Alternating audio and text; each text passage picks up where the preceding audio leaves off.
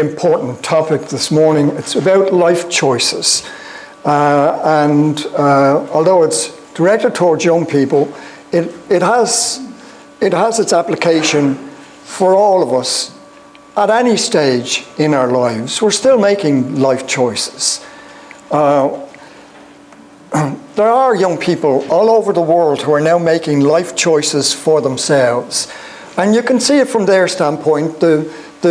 Their life extends way beyond them into the future, and they're hoping for what is good for them, what will be satisfying for them, for themselves, what looks like it will help them in their lives. And so they're starting to make choices. And it's interesting that as young people, we make the most massive choices that we ever make in our lives. We decide what we're going to work at, we decide who we're going to marry, we decide all sorts of things at an early stage in our life. So why the Lord has allowed it to happen that way, I wouldn't know, but I just know this, that if He's allowed it to happen, you're well capable of making the choices that you should make, even at a young age. That is also the case, this making life choices is also the case for young men and women who have been brought up in godly families and have heard the Word of God preached from a very early age. They also get to a point where they've got to choose. What way are they going to go? What do they want for themselves? And that's right, they have to choose. Parents want them to just follow their instructions, and with good reason they have a desire that would happen.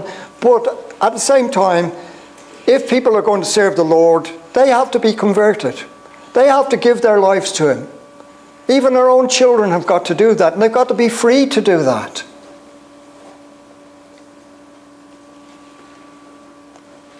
Some will choose to serve God like Daniel, Shadrach, Meshach, and Abednego. Daniel chapter 3. These were intelligent young men. They were gifted, and yet they made the choice to serve God. That's phenomenal. Most people in this category, in their youth, will choose to serve themselves rather than serve God. They think more highly of themselves than they think of God.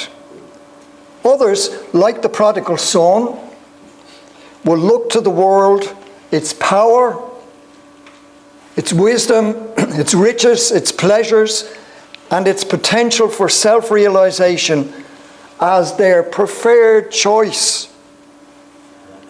or prepared option for the future.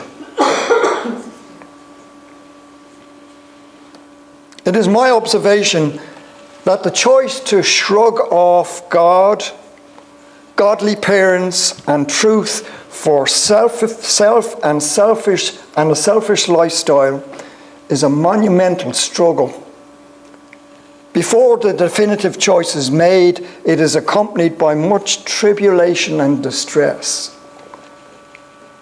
So trying to break from God is not an easy thing. From the truth that you know, from the parents that you love, is not an easy thing, and it shouldn't be an easy thing. And there is a monumental struggle within the individual if they're contemplating a life apart from God and their parents and the truth. But there should be no real struggle if we want to do what is right.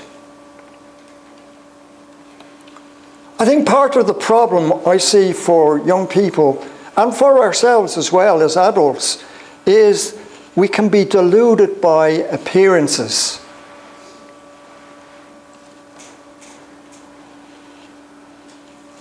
And because we can be deluded by appearances, choosing the world is made much easier by the good, hard-working, successful people of this age.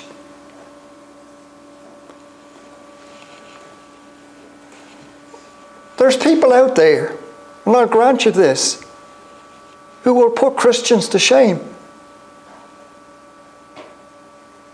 in their kindness and in the way they live.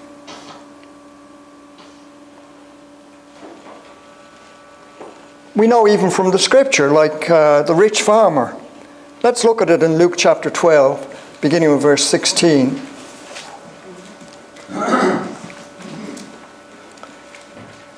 And he told them a parable, saying,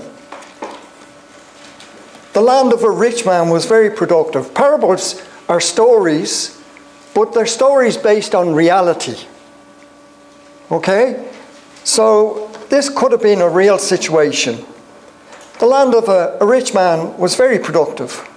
And he began reasoning to himself, saying, what shall I do, since I have no place to store my crops? Then he said, this is what I will do. I will tear down my barns and build larger ones, and there I will store all my grain and my goods. And I will say to my soul, soul, you have many goods laid up for many years to come. Take your ease, eat, drink, and be merry. This is sort of the ideal for a lot of young people. This man was hard work. He was rich, obviously, he worked very hard. But at this point in his life, everything just mushroomed for him. His crops were so good. He was so blessed by God. The only thing he could do was tear down his barns, build bigger ones. And his desire was then, look, I'll be rich enough. I don't have to worry about my old age. I don't have to worry about the future. Everything is going to be good. I can eat and drink and be merry. Enjoy myself. What more could you ask for out of life? That's brilliant, isn't it? Wouldn't you like it for yourself? Of course you would. As a role model, what is there not to like about this man? I'm deliberately not reading the end of the parable. I'm deliberately not reading that. But you might read it when you get a chance. Why he epitomizes everything a young man or woman might aspire to in this life. That's why he will become a role model or would influence us in our thinking. But I'm just showing that from the scriptures to show you that there are people who young people can look at and say, successful life. Rich, influential, happy, a future to look forward to. What more can you ask for? By all appearances, there are many good people to admire and emulate in this world. They are not murderers or rapists or bank robbers or violent aggressors. They have nice families, are good neighbours, have successful careers and are well educated. They may even be nominally religious. They're caring and concerned about the rights of others. They give liberally to charities. They are happy and enjoying their life. So what is so wrong with wanting to be like them? See what I mean? What is so wrong with wanting to be like them? Well, on that level, you'd have to say, nothing really. Nothing.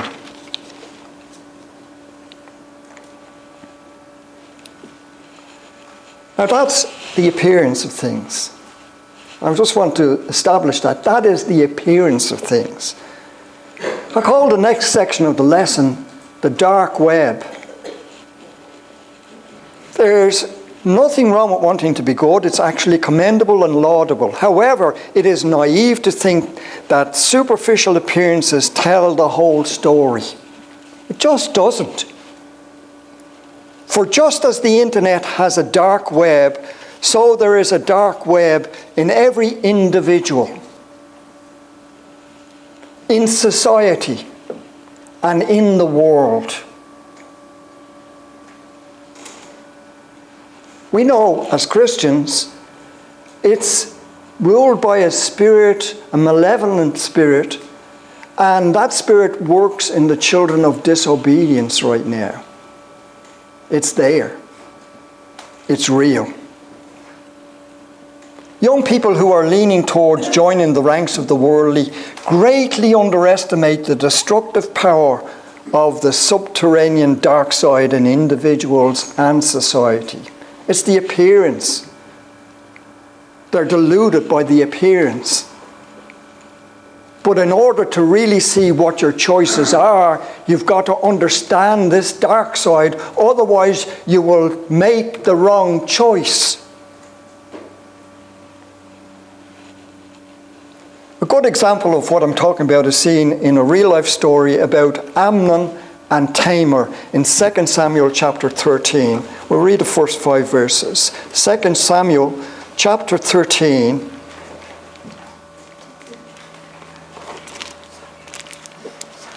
Second Samuel chapter 13, first 5 verses for the moment. This sets the scene. Now it was after this that Absalom, the son of David, had a beautiful sister whose name was Tamar, and Amnon, the son of David, loved her. He got a crush on her, lads. He was taken away by her beauty. The appearance here was so great, he was overwhelmed by it. All he could think of, all he wanted was Tamar. There's nothing else to life but Tamar. I think about her in my sleep. I think about her at school. I think about her whenever. Tamar is the girl for me.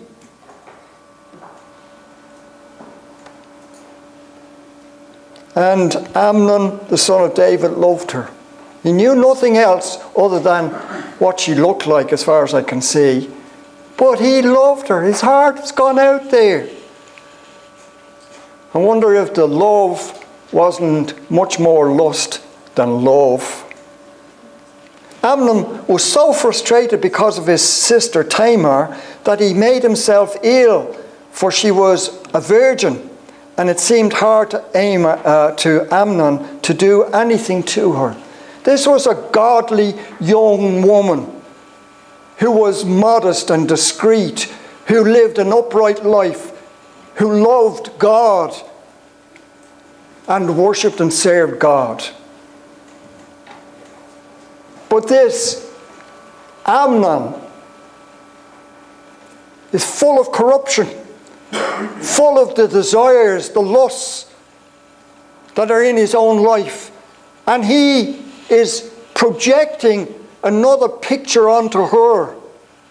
He's frustrated because she doesn't respond to the image that he wants to see in her. And Amnon becomes depressed. But Amnon had a friend whose name was Jonadab. Jonadab, let that name sink into your brain, and don't forget it, Jonadab, because there are many Jonadabs in this life now. Had a friend, oh boy, I'd correct that if I had the right to, whose name was Jonadab, the son of Shimeah, David's brother. And Jonadab was a very shrewd man. He said to him, "O son of the king, why are you so depressed morning after morning? Will you not tell me?" Then Amnon said to him, "I am in love with Tamar, the sister of my brother Absalom." Jonadab then said to him, "Lie down on your bed and pretend to be ill. When your father comes to see you, say to him, 'Please let my sister Tamar come and give me some food to eat, and let her prepare the food in my sight, that I may see it and eat from her hand.'" The plot thickens. But this is nasty stuff. This is bad, wicked stuff. And who's the object of this wickedness? Innocent Tamar.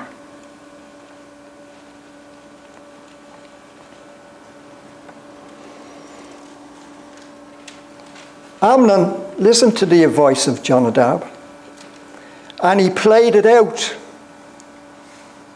with the king, and it worked. He got her over there to make the cakes.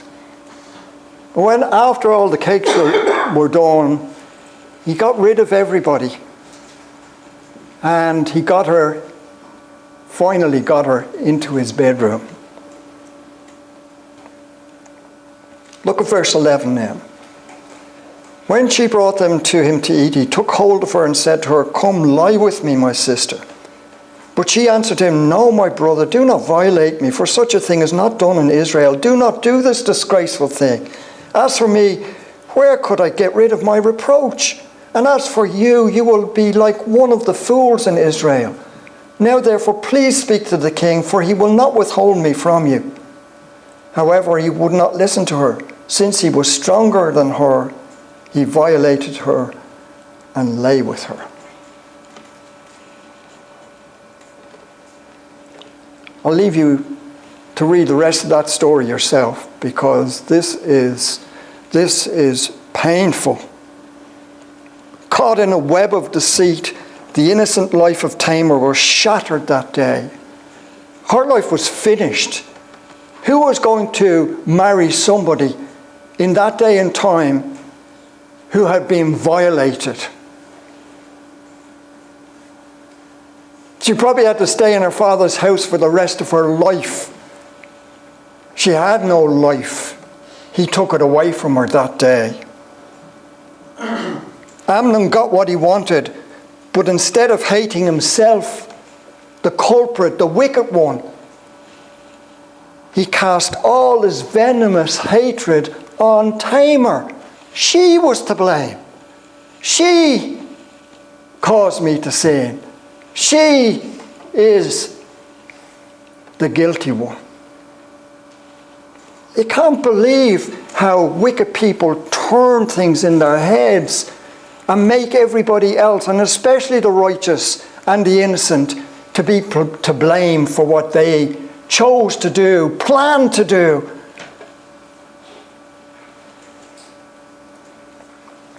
But what Amnon didn't know was he had signed his own death warrant. 2 years later, he was killed, deliberately killed by Tamar's father.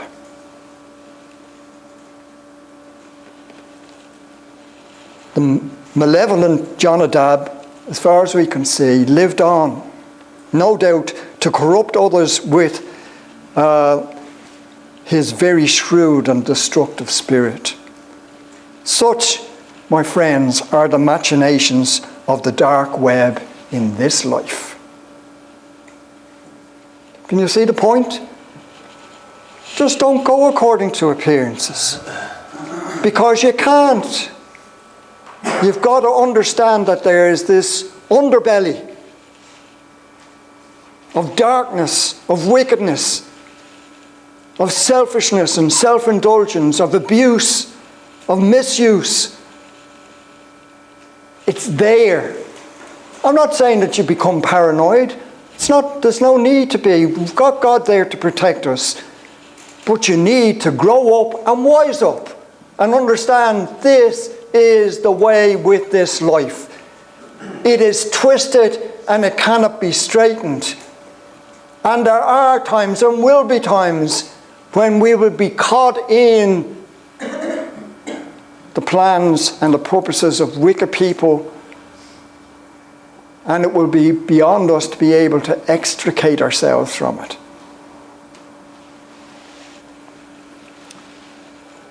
It will never happen to me. Isn't that what we think? Look, I'm too smart for that sort of stuff. Never happened to me. Of course, bright young people are going to think it will never happen to me. But do they not recognize the lust of the flesh, the lust of the eyes, and the boastful pride of life in themselves? Do we not all recognize it? Is it not there? Am I perpetrating a lie here? Or am I just telling you what the reality is? Is it not there for everyone? And more strongly when you're young. These then, my friends, these things, the lust of the flesh, the lust of the eyes, and the boastful pride of life, these are the things that lure us or by which we can be lured and entangled in the dark web of deception. You see, already we're exposed.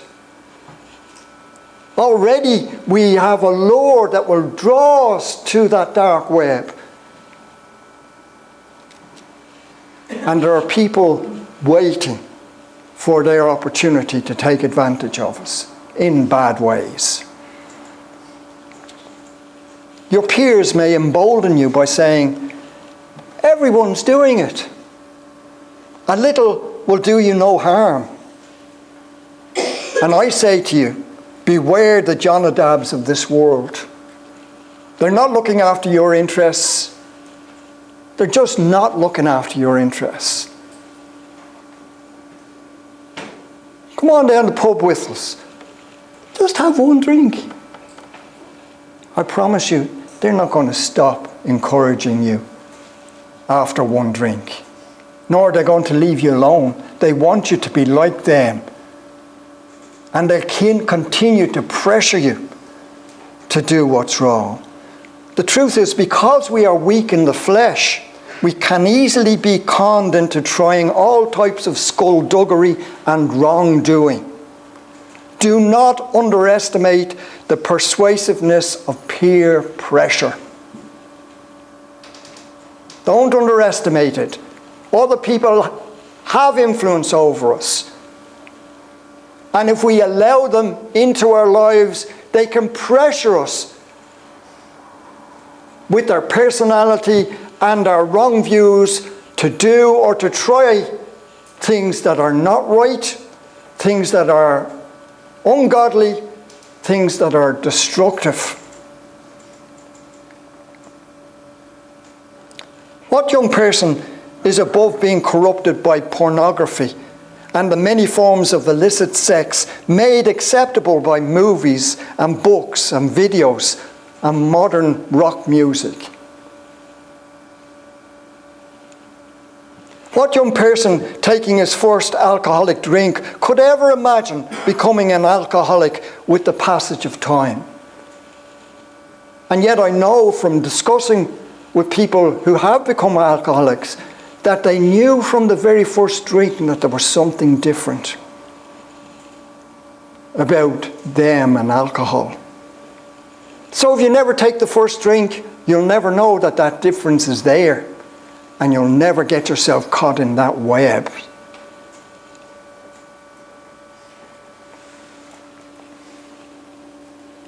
What fresh-faced teenager being invited by older men and women smoking hash and using drugs recreationally will be able to resist the invitation to join the party? Especially if you've gone out and you're in their company and there's no other Christians or people of good to influence you, and they're just surrounding you, so to speak, and pressuring you. Oh, come on, it's grown-up stuff. This is life. This is what it's all about. Surely you should know. People you thought were good, people you admired, people you thought were the stalwarts of our society and of our community.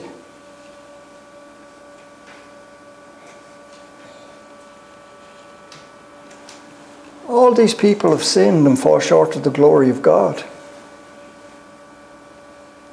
All of them. They could be teachers. They could be lawyers or judges.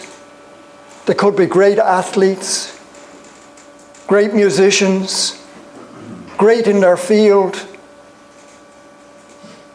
and be treacherous morally.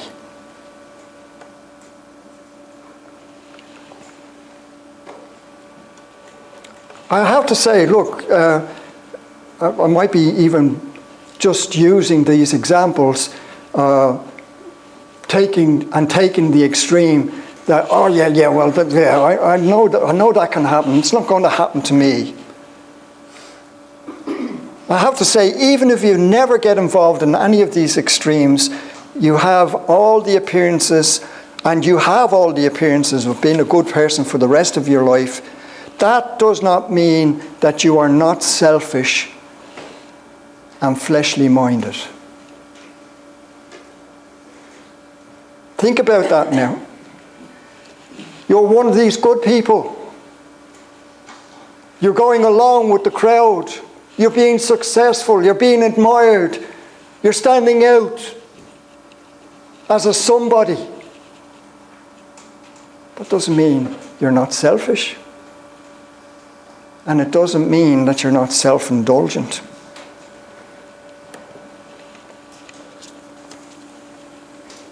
You may be surprised to know that being selfish and fleshly minded is what will make you hostile to God and ultimately rob you of your salvation. Let's look at Romans chapter 8, beginning with verse 5 through 8.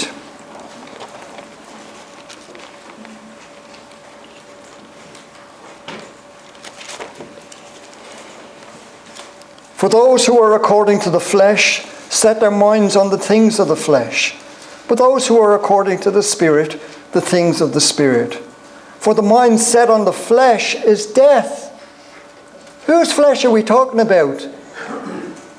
Well, as in the case of Amnon, it's somebody else's flesh, but it's our flesh ultimately. He was centered on his lusts and his pride and his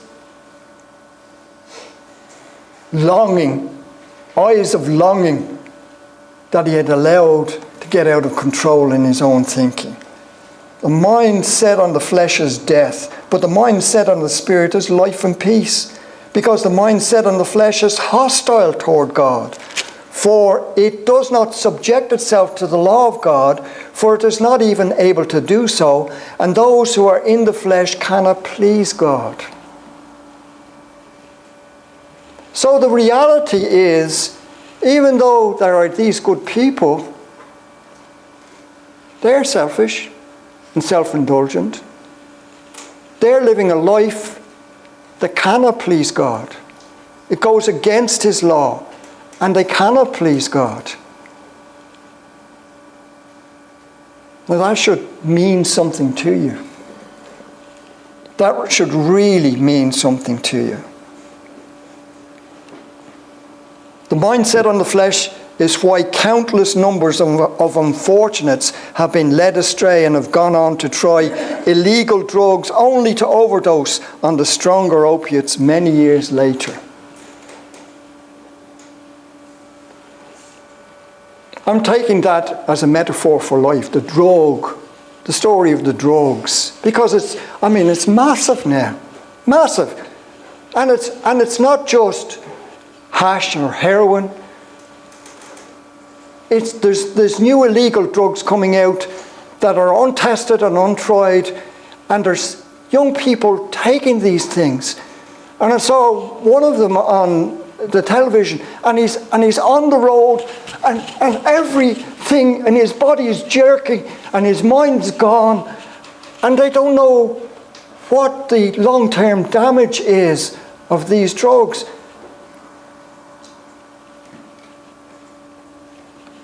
We used to have a child come to this congregation, this young man now, and he took fits. And his parents were desperate to find a solution for him because it troubled him so greatly that he was in that condition. And there's young people who are supposedly in their right minds who want not to be in their right minds and to be in that condition. And they pay money in order to get into that condition. How mad is that? Trust me, as long as life goes on, you will be shocked to find out what is in you. All this business of, well, I have to find out, I have to find myself, I have to find out what's inside me. I tell you, there is nothing there that will satisfy you or bring you ultimate happiness. You will be surprised at what depths of corruption you are capable of getting into and doing. And that's coming from an older man. the sword that is the mind, can shock us, absolutely shock us to death as to, did I really think that? Did that really go through my mind? Well, yes, it did. And there's more to come. All right then, who can I trust? You might still object to my reasoning by insisting, I still believe I can trust others who are happy and enjoying life. I understand that some of these good people, in inverted commas, have set a high standard for themselves. That's why they care about others, that's why they give to charity, that's why they have good families, that's why they are pillars of our society. They set a high standard for themselves. But they do that because it feeds their ego. It's not just because it's right or because that's what God would want us to do. It feeds their ego. It's the flesh and the mind again. By making them superior to the uneducated commoners around them. They suffer from the thank God I'm not like other people syndrome. You know the Pharisee? Thank God I'm not like this man.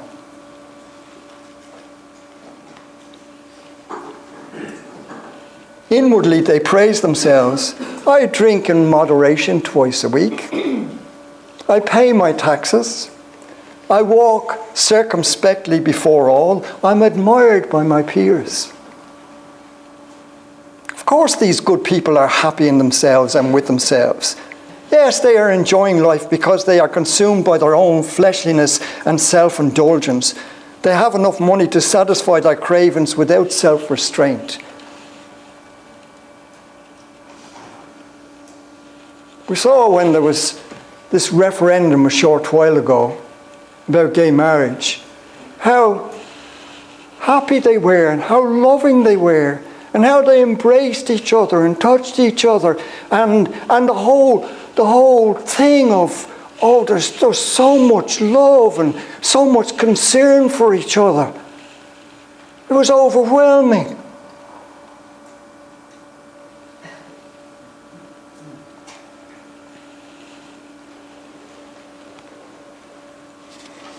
Yeah.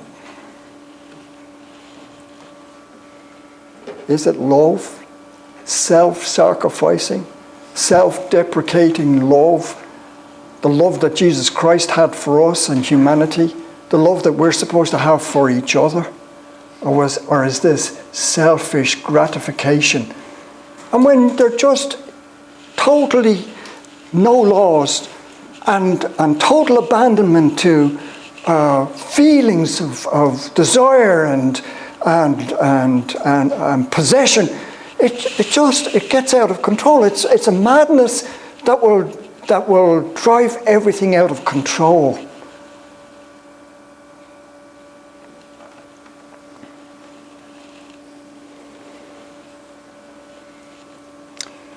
The byproduct of selfishness is tribulation and distress, unhappiness and despair, even death. That's the byproduct. Of course, you might not see that now. You might think, no, that doesn't happen. You haven't had enough life experience yet. Listen to the older people. They're trying to tell you something that you won't have to learn the hard way or have to learn when you're on your deathbed to acknowledge that that was right and you were wrong. If I can't trust myself, though, who can I trust then? Well, we can't trust our own hearts. The heart is more deceitful than all else and is desperately sick. Who can understand it? Jeremiah 17, verse 9. That's how sick it is. There's a way that seems right to a man, but its end is the way of death. Proverbs 16:25. The Word of God says, he who trusts his own heart is a fool, but he who walks wisely will be delivered. Proverbs 28:26. Truly, it is not a man who walks to direct his own steps. Jeremiah 10:23. Why am I putting so much trust in my faulty thinking, in my corrupt mind, when I have God beckoning me to the straight and narrow way, to the way of real love, of real self-sacrifice, of real caring, of real self-fulfillment? The only one you can trust at the end of the day is the supreme being who is infinitely wise and who cannot lie, who is faithful to his word and keeps his promises. That's why faith in God is such a great thing. God cannot lie. He's not like a human being. He's not on that level whatsoever. So when he tells me something, I can absolutely believe him. This is the way it is.